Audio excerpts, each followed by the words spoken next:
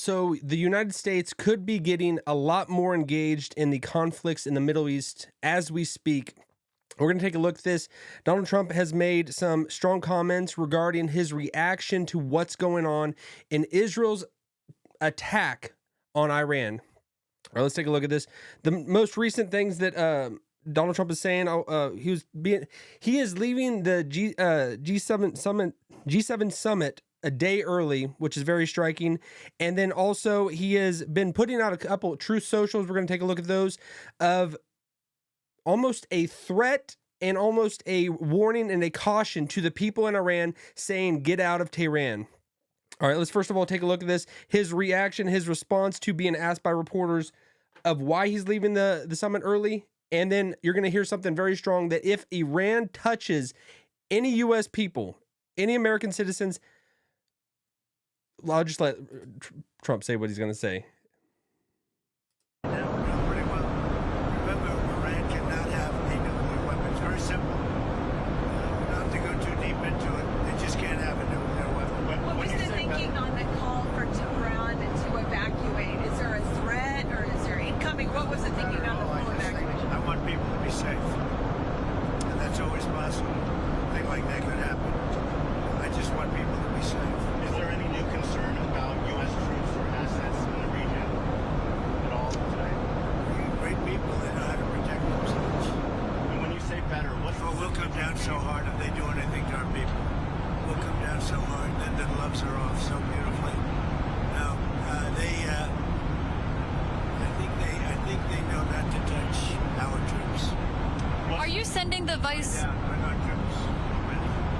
Do you plan to send the Vice President and Steve Witkoff?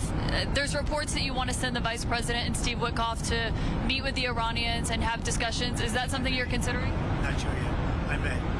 Depends on what happens when I get back. What specifically is better than a ceasefire? What are you looking for here? An end. A real end, not a ceasefire. An end. Okay, right there. So if they touch American citizens, U.S. soldiers, the gloves are off in perfect Trumpian fashion, so beautifully. He doesn't change. He is the same guy no matter what situation you put him in. He does not change. All right, some striking post that he has put out there on Truth Social 7 hours ago. He says, publicity-seeking President Emmanuel Macron of France mistakenly said that I left the G7 summit in Canada to go back to D.C. to work on a ceasefire between Israel and Iran. Wrong. He has no idea why I am now on my way to Washington. But it certainly has nothing to do with a ceasefire. Much bigger than that. Whether purposely or not, Emmanuel always gets it wrong. Stay tuned. Nothing to do with a ceasefire. Nothing to do. And just yesterday, he put out there the strongest tweet available. I'm so used to calling them tweets, but they're posts on True Social. He said, Iran should have signed the deal I told them to sign. What a shame and a waste of human life. Simply stated, Iran cannot have a nuclear weapon. I said it over and over again. Everyone should immediately evacuate Tehran. Okay. So this, what is happening right now is we are seeing huge events in human history, like before our eyes. I know everything is historical. Not everything is historic. This could be historic actions that are going to be taken. And this is what is causing a major split and schism within the people that have voted for Trump, the people that believe in Trump, the people that thought that he was going to put us on the right trajectory. And he was always about no new wars. He wanted to stay out of conflict, almost libertarian in that sense. And this is what has turned people off so much, and there's so much infighting happening because it seems like he's going against that. So either he has some major intelligence that we are not aware of is happening, because for years and years it was always Iran is so close to a nuclear weapon. They're so close. It's going to happen next week. It's going to happen tomorrow. But it never happened.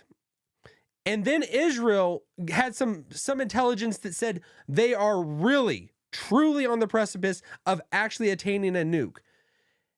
And why would it be so bad if Iran has a nuke? Why should we put why should that kind of change what we do as opposed to anyone else? Because so many nations have nuclear weapons.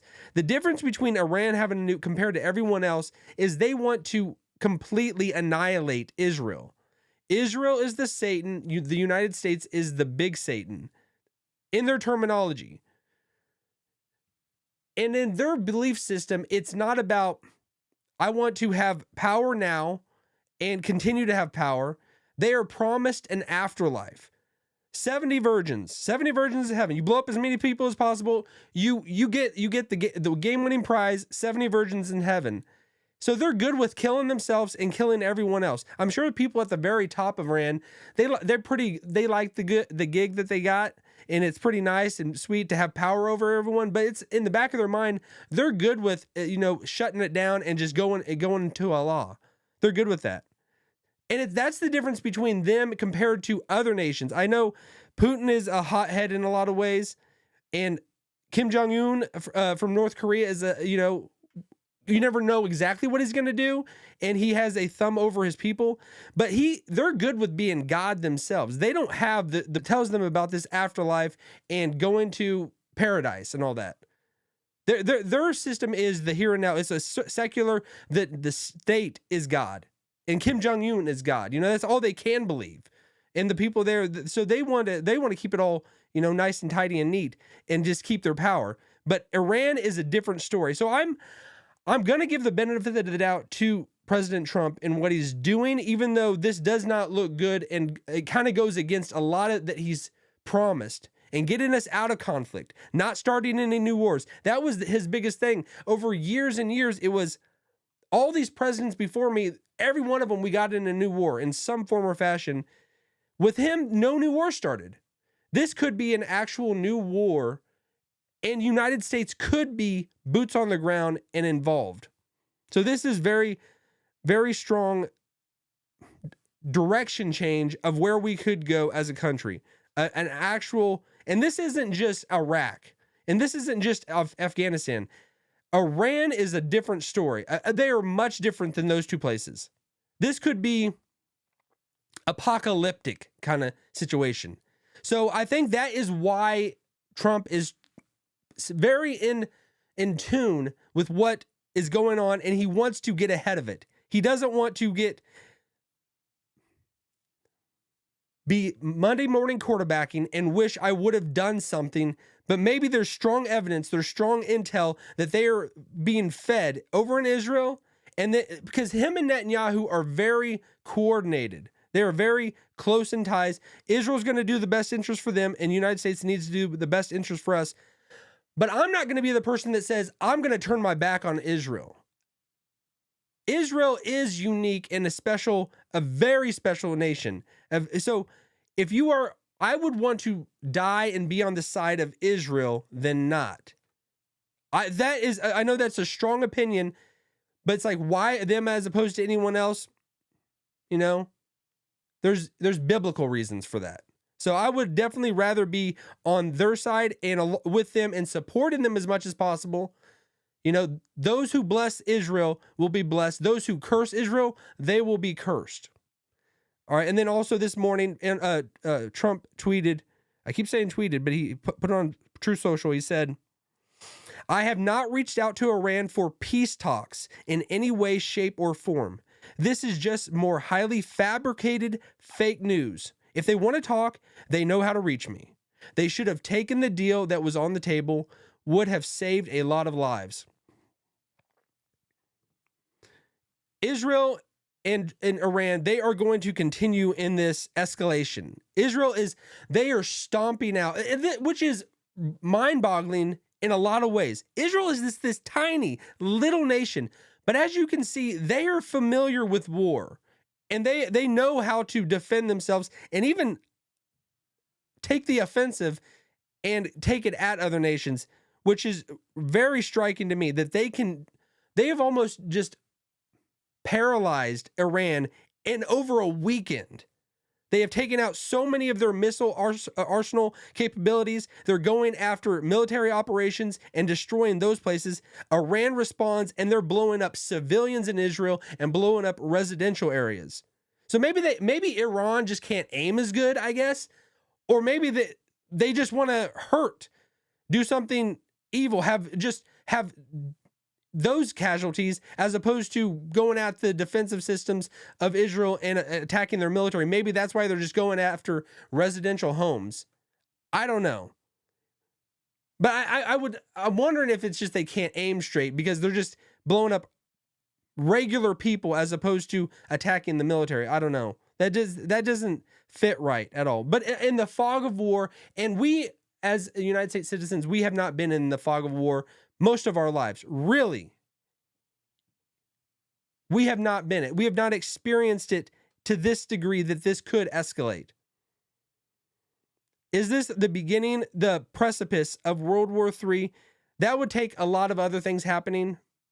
And if the United States wants to get engaged in this, how far is Trump willing to go? But he's going to be making decisions. He's making decisions by the hour, which is why he's going back to the White House, to the decision room. Something I would just say, everybody be locked in, be tuned in, and be praying up, be praying for everybody, This thing about nation against nation, this has happened since the beginning of time. There's regular people, but nation against a nation, the spiritual realm is definitely above this and probably ahead of this and orchestrating a lot of these powers moving. And a lot of these things that we're just seeing happen. A lot of these things have already happened in the heavenly realms. We don't see what's happening behind the scenes, but don't be fooled. It is there. It is there. Go to any of the books of the Bible. Go to the book of Daniel to see that the nations, the king of Persia, the angels, we just say angel. It just means messenger. But those beings that we don't see right now, our elder brothers that are up there and looking over us and probably fighting for us in a lot of ways. They are the ones taking it out in the heavenly realms. We're just experiencing the aftermath. All right. So if you've enjoyed this video, hit this link and I'll see you on the other side. I could see the cracks form in the paint, growing like a fire. What do I say? Can you see them? Can you see them?